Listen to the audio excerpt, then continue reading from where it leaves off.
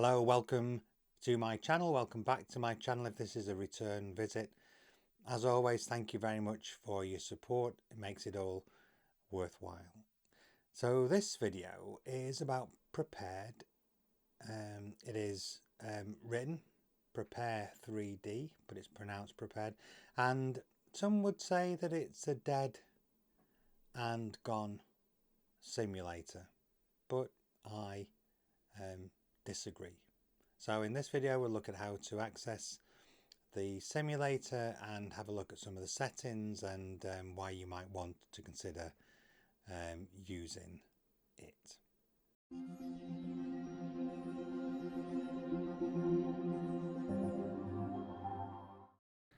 So if we search on Prepared, and remember it's Prepar3D without the E as in this case, and then the landing page will take you to the latest version, which is version 6. This is a good simulator. It's a really great graphics pack. But if you want to download the version 6, then the value for money item is the personal license. But for version 5, and I'll recommend version 5, and I'll tell you why in a minute, it's the academic license. So you click to buy that license, and then it'll take you can go to the download page, put in your license or your customer ID, download the zip file and unzip it as with any other program, and just install it. Now I'm going to do another video on Orbex, but here's an example in Orbex. These are all the items that are available for Prepared version 5, and then you look at what's available for Prepared version 6. Not very much. And a similar situation in the store. If we go to the store for version 6, there's very few items available for Europe, and yet in version 5, both for Europe in terms of scenery, but also in terms of aircraft, there is loads more available for the earlier version of the sim. Just hasn't really been adopted by Orbex. So we open up the simulator, and then there are various things that I would recommend you might want to do straight off. So you can obviously load and save the sim. The options is the area that we're going to come back to shortly, and you can just this startup screen, you can have it or not as you come in. Now there are a number of tabs here.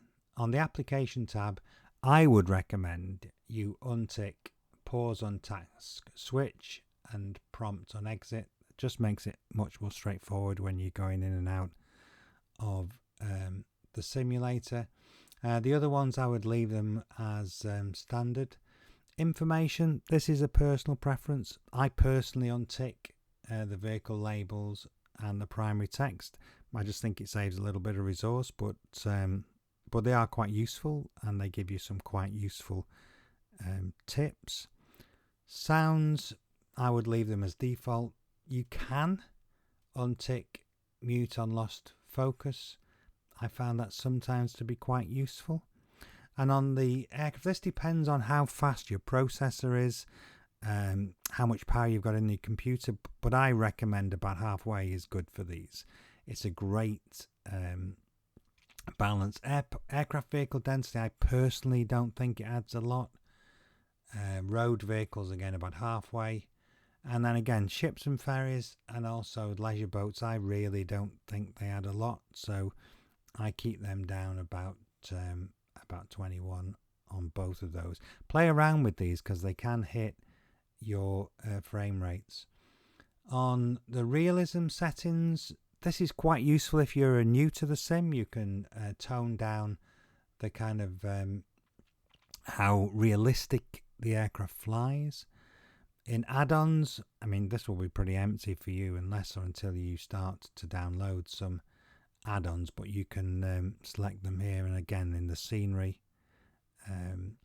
Now display, this is interesting. Now the custom display is the starting point, but then you can save other settings as you settle on them being effective and being appropriate for your level of CPU power, you can change how and what settings there are for how clear the edges of the graphics are, and you can also set kind of dynamic texture streaming. That is quite heavy on the CPU. And then all of the levels of detail you can check. I personally don't use high resolution textures, but I do like the dynamic 3D vegetation, and I'll come back to these settings again in a bit more detail in a moment. But all of these dynamic lighting, lens glare, they're all personal preference. I personally don't like dynamic lighting or the lens glare. I think it actually is a distraction. And then these 3 tabs are around key assignments, the access assignments for your controls, and controls calibration. All you can set to your heart's desire. Let's go back to the display then. So if we look at the full screen settings, so my personal PC is a 390, so I've got these cranked up a little bit with enhanced atmospherics. I have it on ultra for the texture, and my personal view is 2 SAA for the I think anything higher than that really hits the frame rates, and it doesn't really give you that much clearer graphics. Now for VR, you can see here I actually use higher isotropic filtering, because I think that helps in the 3D, but a lower graphics setting, and then I really tone down the level of scenery and terrain, because I really find that in VR it gets hit really quite hard. Now you can see the sim in action. It actually, I personally think it runs really smoothly. Again, you need to play around with the sim in terms of how powerful your CPU and your graphics card are, but you can get really great graphics. I've got the clouds on quite high here. You can see them reflecting in the river. You can tone the clouds down, and that will give you a little bit of CPU power back. Okay, I hope that was helpful. Just play around with it, see if you can get it where you like it. Okay, that's all I've got for you in this video. If you liked it, please like it, subscribe if you want to be notified when other videos are uploaded. Leave me any comments. I really love to hear from you, and I'll catch you next time.